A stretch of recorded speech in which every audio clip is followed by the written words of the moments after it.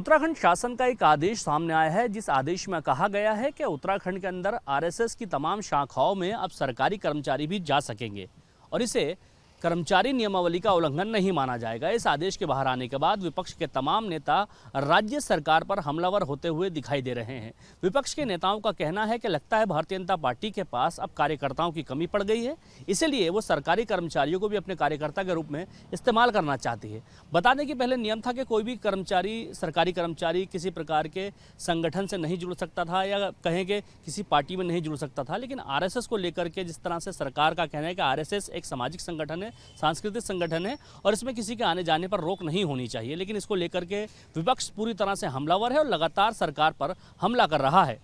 मेरा ये मानना है कि सरकार सिर्फ इस भावना से काम कर रही है कि उनको राजनीतिक हित कैसे हो। अगर सरकार को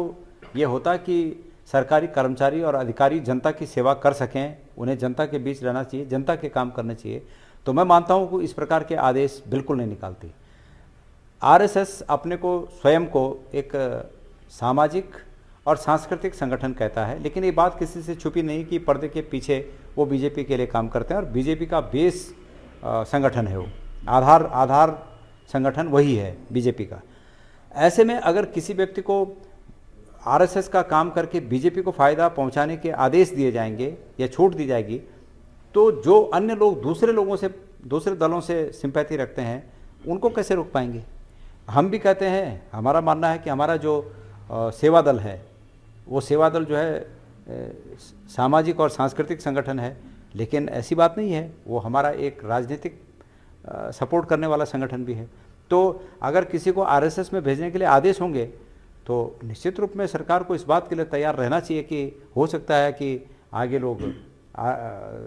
सेवा दल में भी, बैठकों में भी जाना पसंद करें, ये भी हो सकता है। इसलिए क्योंकि इन सब बातों से अंततोगत्वा प्रदेश का नुकसान है और प्रदेश के नागरिकों का नुकसान है। अगर कोई व्यक्ति अपने ऑफिस का काम छोड़ के और आरएसएस की बैठक में जा रहा है तो नुकसान तो उस व्यक्ति का है ना, जिसका काम अटका हुआ है, यह जनता का है, प्रदेश का है। तो इसीलिए ये पहले एक नियम था कि भाई जो लोग सरकारी सेवा में हैं उनके लिए कोई पार्टी नहीं है, उनके लिए सब बराबर हैं, वो कोई राजनीतिक गतिविधि में भाग नहीं ले सकते और चूंकि वो पब्लिक के लोग हैं, पब्लिक का काम उनको करना है, इसलिए सबको समान दृष्टि से देखें। लेकिन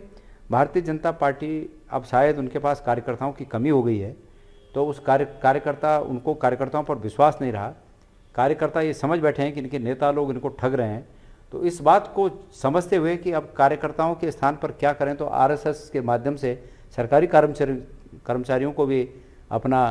कार्यकर्ता बनाने की मंशा रखते हैं, इसीलिए शायद उन्होंने ऐसा आदेश किया होगा। उत्तराखंड में शासन के आदेश के सामने आने के बाद जिस तरह से लगातार विपक्ष हमलावर है, उसका जवाब देते सरकार से नहीं बन रहा है। फिलहाल सरकार का साफ तौर पे कहना है, सरकार के जैसे लोगों से हमारी बातें, उनका कहना है कि जिस तरह से इस आदेश को देखा जा रहा है, ये आदेश उस परिप्रेक्ष्य में नहीं है। आदेश को सिर्फ इसलिए जारी किया गया है क्योंकि बहुत से लोगों की मंशा होती है कि वे शाखाओं में जाएं और वहां जाकर के कुछ सीखें, लेकिन सरकारी नियमावली के चलते वो जा नहीं पाते थे, इसलिए इस प्रकार के आदेश को जारी किया गया है। जिससे अब जो सरकारी कर्मचारी अपने मन से, अपनी स्वेच्छा से आरएसएस की शाखाओं में जाना चाहते हैं वो जा सकते हैं, उनके ऊपर किसी भी प्रकार की कार्रवाई नहीं होगी। लेकिन इसको आधार बना करके विपक्ष ने लगातार हंगामा मचा दिया है। विपक्ष का साफ तौर पर कहना है कि जिस तरह से इस आदेश को लागू किया गया है, उससे साफ तौर पर लगता है कि सरकार की मंशा है कि जो अधिकारी हैं उनके सोचने समझने की शक्ति को अपने हिसाब से बनाया जाए, उनको शाखाओं में ले जाकर के उस प्रकार की ट्रेनिंग दी जाए। और लगता है भारतीय जनता पार्टी के पास अब कार्यकर्ताओं की कमी पड़ गई है और इसीलिए वे